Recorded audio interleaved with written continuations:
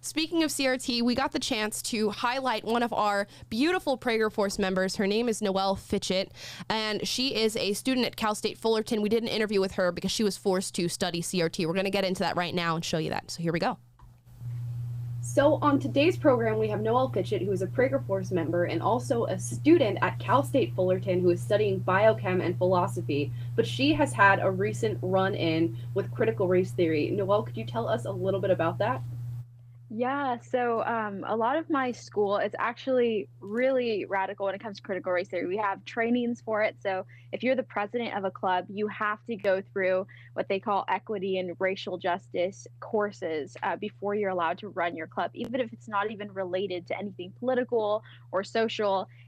My classes make us read critical race theory, white privilege, intersectionality. And the thing that I find the most troubling is they teach it as fact. So a lot of students have to just accept it without question. So there's no room for nuance or really any kind of discussion. I thought they didn't teach critical race theories in school. I thought that was a conservative dog whistle that we used to fearmonger and scare people. Oh my gosh, it's so prevalent. We have to write papers on it. We had to analyze Kimberly Crenshaw, Peggy McIntosh, a lot of the pioneers for it. So it's super prevalent. You came from a place where, at least according to Sabrina, who is our lovely director of PragerFORCE, a place that was not so conservative. Amala and I also came from places that we weren't conservatives. We were on the left and then became conservatives. Was a lot of this push for CRT, critical race theory, is a lot of that stuff what pushed you to be more of a conservative and more outspoken? Yeah, because I think at the time when I was more socially left, advocating for a lot of social justice things that I thought were good, I was taught in class, like they would talk about, for example, it came from an empathetic place. They would talk about disparities and discrimination, but they would always tie it to race. And I remember I got into a debate about white privilege and I was the like pro white privilege side and I lost the debate. And that set me down kind of a rabbit hole of realizing that discrimination disparities have there's a lot of other factors that contribute to that. It's not just race. Race is not the only thing that's causing these things. It's really shallow to assume that it's just race. So, Right. yeah. I think we all went through similar journeys with that. I think it takes, like you said, just one moment for that to happen. And then you go down this rabbit hole of, oh my gosh, maybe I'm wrong in other places. It takes just one little seed of doubt to think, oh no, maybe I was not supporting the right ideology. Now, I want to use you as a myth buster right now because, as you said, you've been forced to study CRT. So I want to get a couple things that the left says about CRT and see if you think that that's true. So, the left will say that CRT is not pitting people against each other based on race, and it is not creating any sort of racial hierarchy. Do you think that that's true?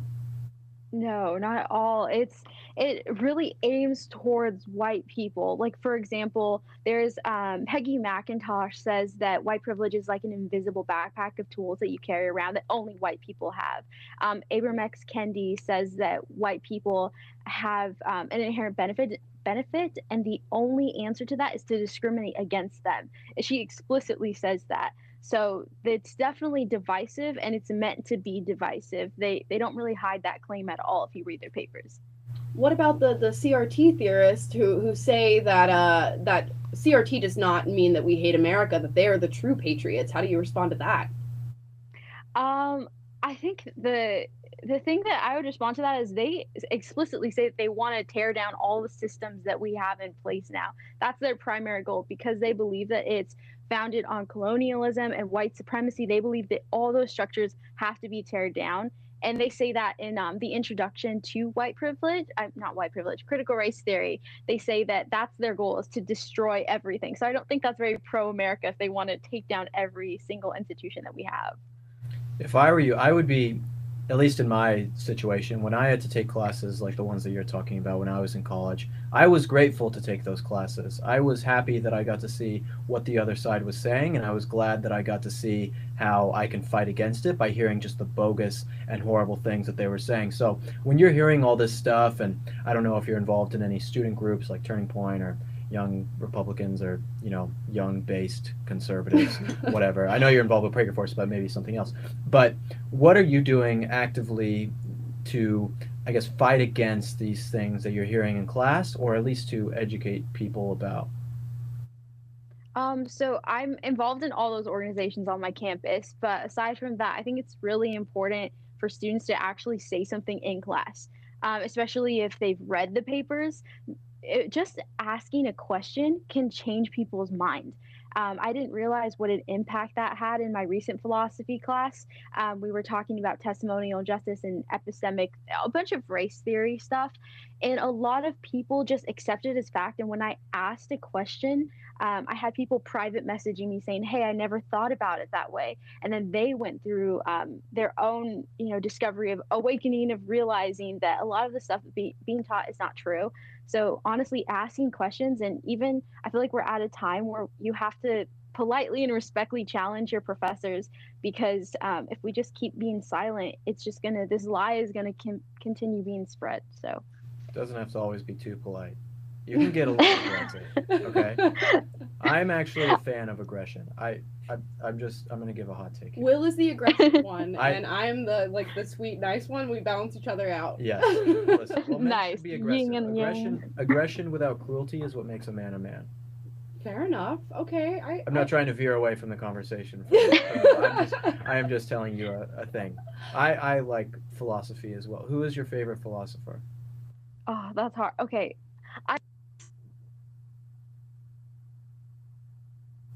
All right, sorry, Noelle. Noelle, Oh, you broke up for a sorry. second, so just repeat that answer. What you were saying. Oh, my bad. Sorry. I really enjoy reading a lot of the critical race theorists, philosophers, because I like understanding where they're coming from, because then I can form a more cohesive argument. So I like reading Kimberly Crenshaw. I like reading Peggy McIntosh, because then I can form a really interesting argument by understanding them. So yeah, I like reading them. That's interesting, because that's not a view that the left tends to hold. They don't want to hear dissenting opinions. They don't want to hear people who are dissident to what they believe. And we as conservatives are always the ones to come to the table and say, yeah, tell me what you think, and then I'll give you my response. So I applaud you for that. I think my last question is, are you hopeful for the state of colleges and our public institutions? Do you think it's going to get better from here, or that we're going to keep sort of force feeding this ideology to students? I think honestly, the only way that it'll get better is if students speak up and if they become professors. I know that there's like a big push for college isn't really necessary, which you can totally go and do a job and do something else, be an entrepreneur. That's great. But I think that more conservatives need to be college professors. We have to be writing our own philosophy papers to combat this in order to see real change.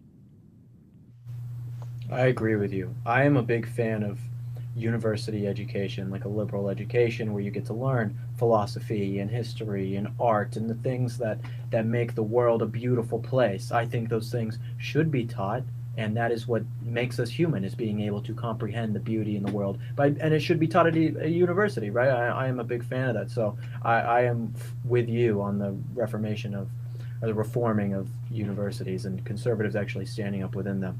Last thing about PragerFORCE, just what has PragerFORCE been like for you, and what would you tell other people who are there watching who want to join? PragerFORCE has been amazing. It's been a family. I've met so many amazing people. I personally didn't have any conservative friends up until less than a year ago, and PragerFORCE really provided a lot of community for me. The PragerFORCE influencer program helped me develop my voice and just learn how to articulate my thoughts. I met so many friends, and so definitely highly recommend everyone to join it. Even if you're not going to make content, if you just want to make friends and learn different perspectives, PragerFORCE and PragerU is very they're actually diverse. Really, they're the real tolerant ones, and just very open to different perspectives. So highly recommend it. Everyone should join PragerFORCE. Yeah, so everybody who's listening right now and is interested in PragerFORCE, go to PragerFORCE.com and please sign up. The last thing I want to say is, Noelle, you are this beautiful, well-read, young conservative woman, but you're not just that. You also make content online. So where can people find the content that you make? People could find me at Noelle Fitch on Instagram, and Noelle Fitch on every platform, Twitter, Instagram. So Keep it consistent. That's what we like to do. Do the same thing, all right? Make it so people can follow you. Yeah. But one thing I would say. Oh, go for it. One thing for consistency: make your profile pictures the same across your different social media, which I don't do. but I should do it. Actually Random started pro doing tip. that, You so started doing it, see, because then people Yeah. recognize your profile picture, so they want to, they go back. Wow. It's a pro tip. from That's Will. smart. So This if is why you are guys listening- watch this show. Okay, I'm not here today. We filmed this on Monday, and it's Tuesday because I'm not here. Right. So I'm giving you guys pro tips, even when I'm not here. You're welcome. Yeah. Thank you you know, guys. Will's always keeping you guys in mind, even when he's not in the office. Always. Thank you so much, Noelle, for being on the program. I know you're going to be very, very well received, and I love that you have an interesting perspective in that you not only took the challenge of learning CRT, but you actually stand up and speak out against it. So that's amazing. Thank you so much. thank you guys.